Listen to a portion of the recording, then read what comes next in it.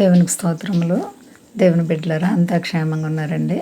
మన ప్రభువును రక్షకుడైన యేసుక్రీస్తు వారి యొక్క అపారమైన ప్రేమ చేత అందరూ కూడా సంతోషంగా నెమ్మదిగా ఉండాలని నిత్యము కోరి ప్రార్థిస్తున్నాం. అంతా క్షేమంగా ఉన్నారండి. ఈరోజు దేవుని వాగ్దానం యెషయా గ్రంథము 57వ అధ్యాయము 19వ వచనం. వారిలో కృతజ్ఞత బుద్ధి పుట్టించుచు దూరస్తులకును సమీపస్తులకును సమాధానమని చెప్పి నేనే వారిని స్వస్థపరిచుదనని యెహోవా సెలవిచ్చుచున్నాడు. దేవునికి స్తోత్రం. హల్లెలూయా. ఎంత గొప్ప దేవుడో చూడండి. మరి స్వస్థ బుద్ధిని దేవుడు మనకు కలగజేసి అండి, నీవు దూరంలో ఉన్న, దగ్గరలో ఉన్న, సమీపంలో ఉన్న నిన్ను స్వస్థపరిచే యెహోవా అని అంటున్నారు ఆయన. దిగులెందుకు, భయం ఎందుకండి? ఇంకా నిన్ను స్వస్థపరుస్తాను, నిన్ను కాపాడుతాను, నిన్ను భద్రపరుచుకుంటాను. దూరస్తులైనా సరే, సమీపస్తులైనా సరే, నీవెక్కడున్నా సరే నీకు సమాధానం. దేవునికి మహిమ కలుగును గాక. నీకు సమాధానం ఇచ్చే దేవుడు, నిన్ను బాగు చేసే దేవుడు, నీ ఆపదల్లో నుంచి నిన్ను విడిపించే దేవుడు. నేను యెహోవా అని అంటున్నారు ఆయన. ఇంకా నువ్వెందుకు దిగులు పడుతున్నావు?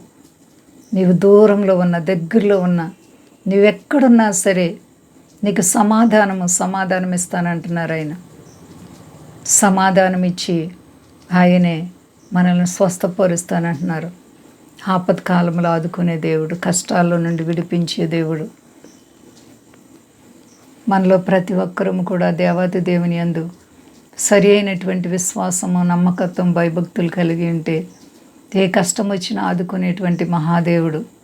కాబట్టి నీవెక్కడున్నా సరే నీకు సమాధానం ఇచ్చి, నిన్ను స్వస్థపరిచి, నిన్ను ఆదరించి, అన్ని విషయాల్లో నిన్ను హెచ్చించే దేవుడు. కాబట్టి ఏ ఒక్కరు కూడా భయపడకండి. శోధన బాధల్లో విశ్వాసాన్ని కాపాడుకోండి. ప్రార్థనా జీవితాన్ని కలిగి ఉండండి.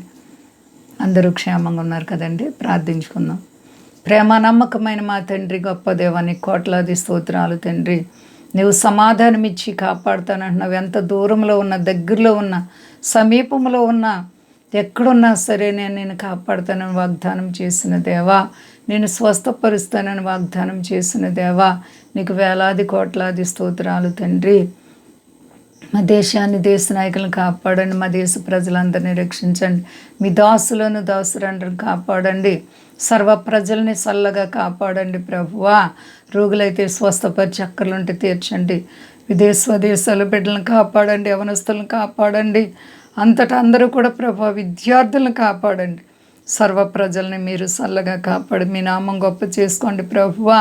రుణాలు, ఆర్థిక పరిస్థితులను బిడ్డలకు యేసు నామములో విడుదల కలుగును గాక. అందరికీ క్షేమాన్ని ఇచ్చి మహిమ పొంది శక్తి కలిసే నామని అడుగుచున్నాను తండ్రి. ఆమేన్. అందరికీ వందనాలండి. మా కొరకు, పరిచయం కొరకు అందరూ ప్రార్థించండి. ప్రభువారు మిమ్ములను, మీ బిడ్డలను, మీ కుటుంబాలను దీవించి ఆశీర్వదించును గాక. ఆమేన్.